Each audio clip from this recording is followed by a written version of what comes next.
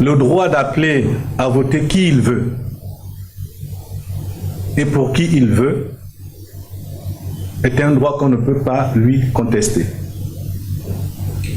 Il se trouve cependant que M. Ibrahim Zoumano s'est exprimé en sa qualité de conseiller du Raïs, notamment, et en cela, il a donc manqué à ses obligations et ses devoirs dans le cadre de ses fonctions. C'est pourquoi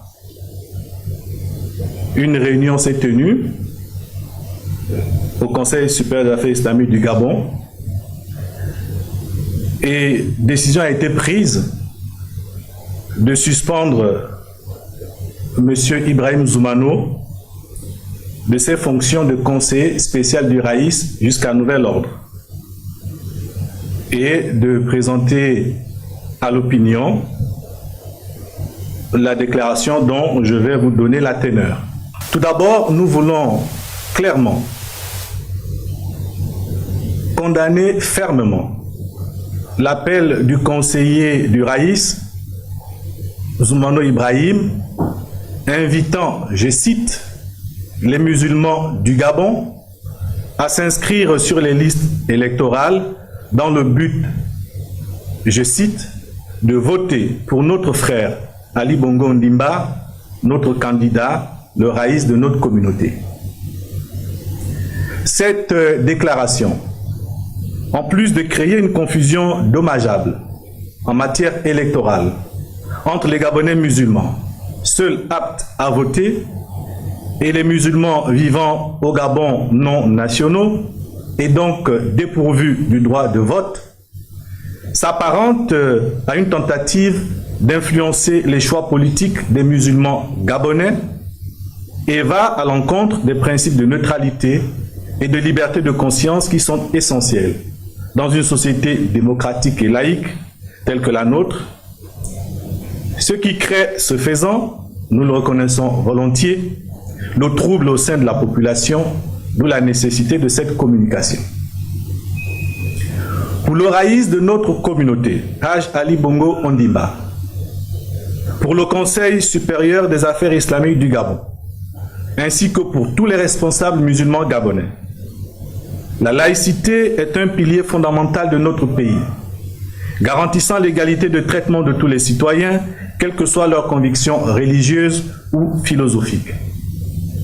La séparation entre les affaires religieuses et l'État est une valeur qui nous unit et qui doit être préservée. Tout acte visant à remettre en cause ce principe est une atteinte à notre vivre ensemble et ne saurait être toléré. Dès lors, nous tenons à condamner publiquement, de manière ferme et sans ambiguïté, les propos tenus par le conseiller Ibrahim Zoumano et à prendre nos distances vis-à-vis de sa déclaration.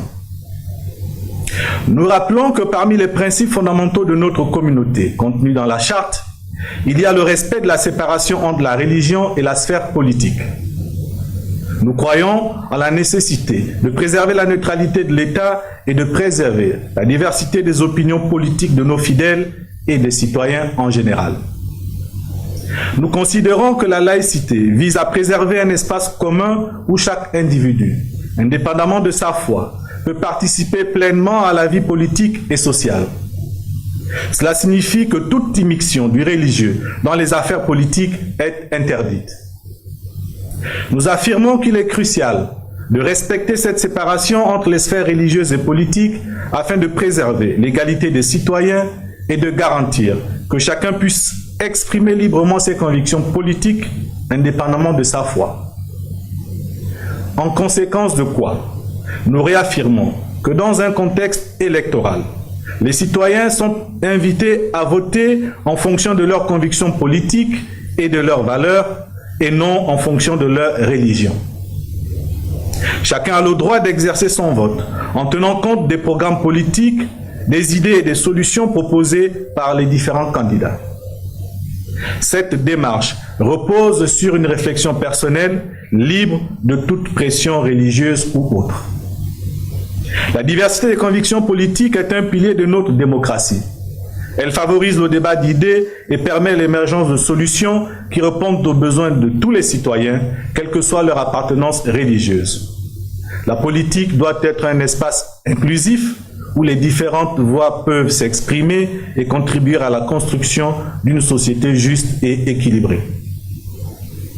Les propos tenus par le conseiller Ibrahim Zoumano vont à l'encontre de ces principes et peuvent être interprétés comme une immixtion de la religion dans le champ politique.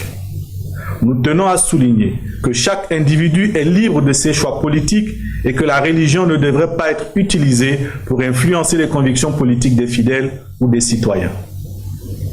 Nous invitons nos fidèles et la population en général à faire preuve de sérénité et de discernement dans le débat politique actuel. Le respect mutuel, la tolérance et le dialogue constructif sont essentiels pour préserver la cohésion de notre société et favoriser un climat de paix. En tant que confession religieuse, nous réaffirmons notre engagement envers les principes de la laïcité, du respect de la diversité et de la liberté de conscience. Nous condamnons toute tentative d'instrumentalisation de la religion à des fins politiques et nous encourageons nos fidèles à exercer leur droit de vote en fonction de leurs convictions et de leurs valeurs propres, en accord avec les lois et les principes démocratiques de notre pays. Cependant, nous devons également souligner que les invectives de M. Pierre Claver Maganga Moussavou, président du PSD, en réponse à ces déclarations, ne sont pas non plus constructives. C'est pourquoi nous les condamnons également fermement et vigoureusement.